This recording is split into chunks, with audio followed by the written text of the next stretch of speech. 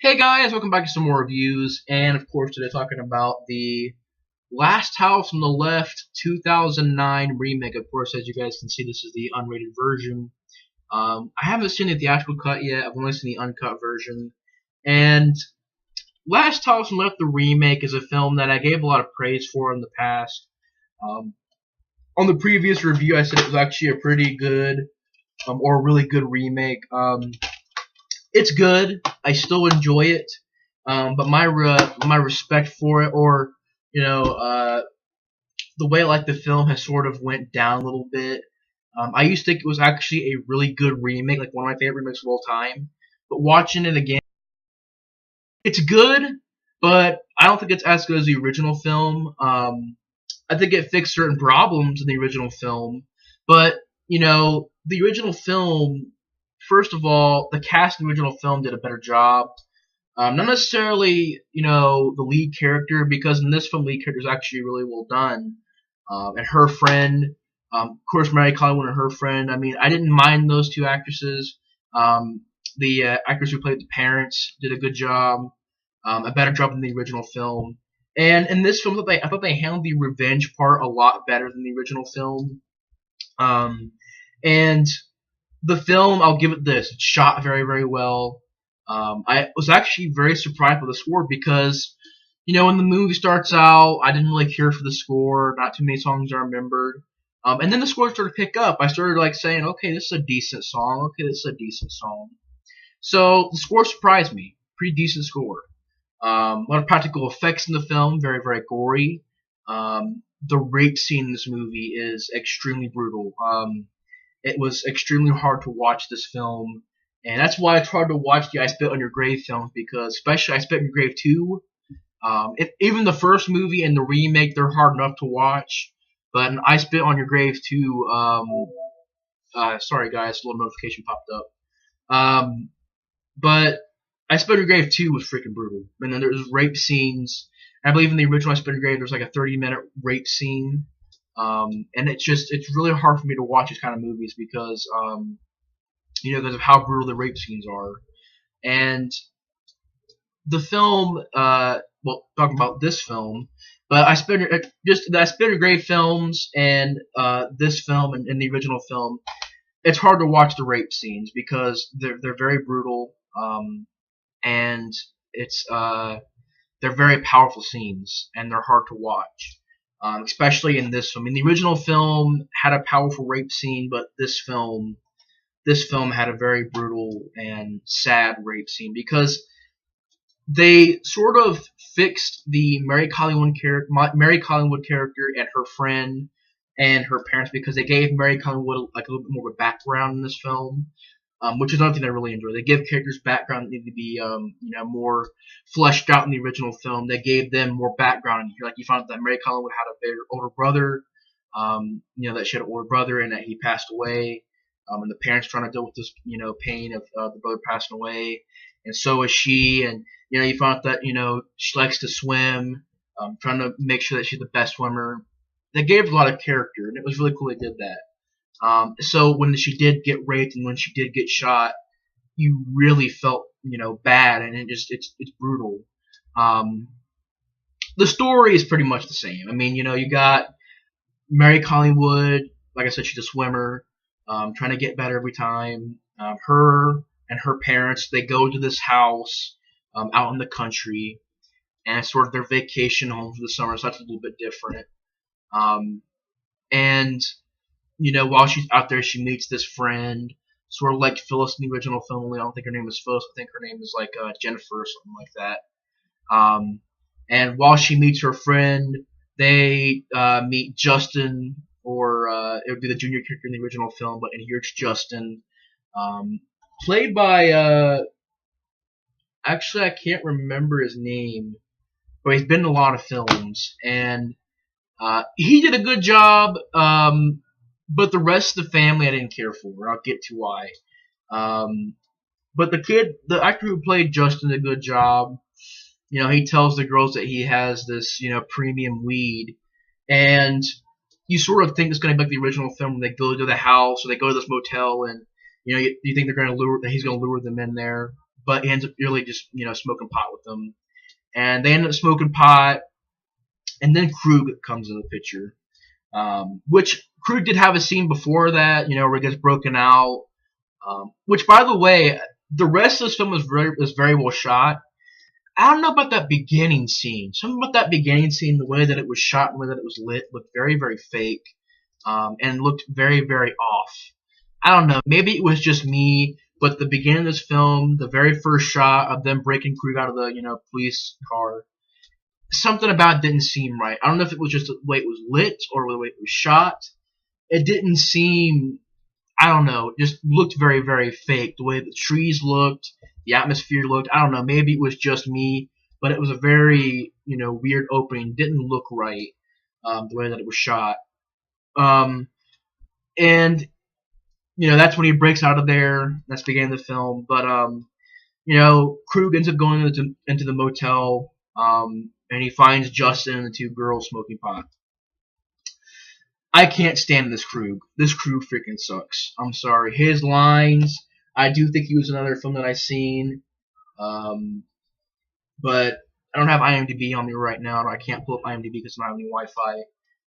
But this guy who played Krug, I know he's been in other films before, and I've seen him in other films before. He sucked. Because whenever he yells, whenever he screams, whenever he delivers lines, it's unbelievable. It sounds unbelievable. I don't buy his character. I don't buy this Krug, okay? I'm much more of a fan of David Hess. David Hess is Krug. And here, this Krug sucks. I'm sorry. I cannot stand this Krug. His lines suck. Whenever he yells, it's so over the top, it just sucks. Same with Weasel and same with the chick, Sadie. Same with Weasel and Sadie. Those two actors did a terrible job. The girl who played Sadie, same thing. Not much to her character. In the original film, you bought that she was a crazy person, and they actually did a good job in the original film. But in here, you don't buy it. I don't know, just something about her acting sucked, and I could not buy her character. Weasel did a terrible job. The guy who played Weasel did a good job. Bad job. Sorry, guys. The guy who played Weasel did a terrible job. Didn't buy his character. The acting just seemed very off. They don't seem like the original characters. I mean, maybe it's because the remake, they're trying to be different, but their acting just in general sucked. I did not like the new Krug. I did not like the new Weasel, and I did not like the new Sadie. They all three sucked. I'm sorry. But Justin, or the junior character from Richard, but this one is named Justin, he did a good job. And they go into the hotel. The girls then want to leave. They let them leave. One girl tries to make an escape but gets knocked out. They get basically out in this woods area, and that's when Mary Coleman finds that they're driving near her house. She takes like a car lighter, a cigarette lighter, and just burns the Sadie character's face. The car gets into a car crash, or there's basically a car crash or car accident. Sorry, they hit a tree, and that's when the Jennifer character tries to make a run for it, and they end up catching up to her and capturing her. Kind of suspenseful though, the way that it was done. I like the way that it's shot, with the wood stuff like that. Like they handled the woods atmosphere very well in this film as well. But the pace at this point was very sluggish because it took too long for something to happen, and it was just starting to get a little bit boring. The film is, try to see the runtime on the film. The unrated version is an hour and 54 minutes, so almost 2 hours long. Almost 2 hours long. But it's still a very slow pace, and I don't know. It took a very very long time for stuff to start happening. But they capture her, take her back to this place in the woods, and they do give this character Krug and his son a little bit more of a story, and I enjoy it. They didn't just make his son kill himself. They actually gave him a story. And made him an actual, important character in the story. Didn't just blow his brains out. And you find that his father trying to make him a man and try to get him to rape this girl, to rape either Jennifer or Mary. The son says no, and then Jennifer calls Krug a coward. Krug stabs her multiple times. Not as brutal as the original film. Like in the original film, it had more of an impact. It was more shocking. Here, it was not as shocking as the original film. But they stab and kill Jennifer, and that's when Krug rapes the Mary Collins character, and it's extremely brutal. The original film's rape scene, and any rape scene in films are hard to watch, but it was brutal, and it was hard to watch this, and you know, and I don't get grossed out by gore because and I do get gore is fake, and rape scenes are fake as well, they're simulated. And they're planned out. They're not really raping somebody. And I get that, but it's brutal to watch this kind of stuff because gore is one thing. I don't know. I can't stand to watch a girl like that get raped like that in a film. It's a terrible thing to see. And these people. I mean, Krug rapes the girl. Very very brutal. And she ends up hitting Krug in the head with the rock.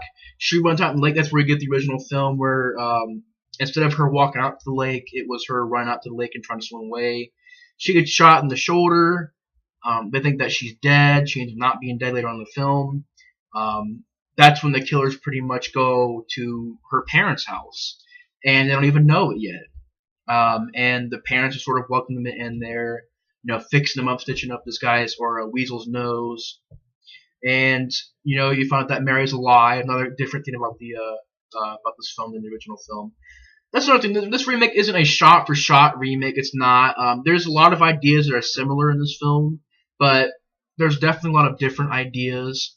Like in this film, the Justin character lives instead of dying, and he actually is a more important character in this film. He's a big part of the story. They give backgrounds to characters. They change a few of the details. They make it different, and I enjoy that. Make it a different remake. They're not being lazy and making a shot-for-shot remake, and I respect that because they could have just made this a shot-for-shot remake and no question asked. But I respect that they went a different route. They try to make it a little bit different. I respect that. And then the parents end up finding Mary Collingwood. They heal her. They're cleaning her up, cleaning her cuts up and stuff like that. And the dad finds out that she's been raped, and that's when you get basically where the parents go into revenge mode. And this is probably the best part of the film. The first part was okay, second part was okay, the third act was freaking amazing. The parents freaking get their revenge, and they get it very brutally. And these people deserved it. I mean, they tortured these girls. They raped, Krug raped Mary Collingwood. So these people really deserve this stuff. And the parents, man, they freaking just rise up. The dad or the mom seduces Weasel like they did in the original film. And tries to drown him. The dad puts his hand in the freaking garbage disposal and turns the freaking thing on. And it's practical effects of his hand getting shredded inside of a freaking garbage disposal. And then the dad takes a freaking hammer and just boom right in the back of the head. Sorry about that, guys. Sorry about that, guys. That's my brother right there. I was also on my phone. Take the hammer, hit Weasel in the back of the head with it, and then the dad shoots the Sadie character, ends up killing her. I think what was it? I can't remember how he killed her. I think he shot her, but she wasn't dead, and then he killed her some other way. I can't remember. Which is weird because I watched the movie the other night, but I can't remember how she died. And basically, the dad, ends up fighting Krug in a very, very awesome scene. The score's building up. The dad's fighting these guys getting beat up and beat up. You get that freaking awesome line where the guy's like, do you want me to know? He's like, do you want to know what I did to your daughter? He's like, no. He's like, do you want to hear what I did to your daughter? He's like, no. I want to hear you beg for your freaking life. And then, punches, Krug, fighting him, knocks him out, and you think oh, he's not even dead. And then you get a shot of them on the, taking this boat out into the lake and driving away from the house. And the dad, the mom, Mary Collingwood and the Justin character live, and you see an awesome scene where it's freaking crazy, man. Sorry about my freaking voice crack, but it's freaking crazy. It's freaking crazy. Sorry, my voice crack about that, guys. It's freaking crazy because the dad like straps on the dude, like not straps on, but he paralyzes the dude, and the dude's like, I can't move.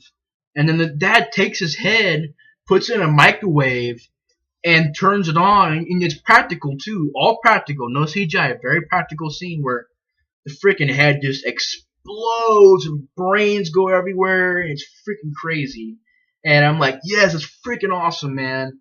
And the parents are getting their revenge for their daughter, and they live, their daughter lives, and Justin lives. So good ending, not a depressing ending, and the film is good. I'd say it is a good film. I don't hate it at all. It's a good film. It's well shot. Lots of practical effects. The director is great. The score is decent. I enjoy it. It's very well shot for most of the movie, except for the beginning scene. But for the rest of the movie, it was well shot. But I hated the Krug character. I hated Sadie, and I hated the Weasel character, or I hated the actors who played them. Over the top performances. I did not like the people who played Krug, Weasel, and Sadie in this film. Also, the runtime got a little bit sluggish. It was starting to get a little bit of a slow pace. It's just not as good as the original film, but I still enjoy it. I still think it's actually a good film. So, guys, thanks for watching my review on Last House Left, the 2009 remake, and I'll see you guys on the next review. Bye, guys.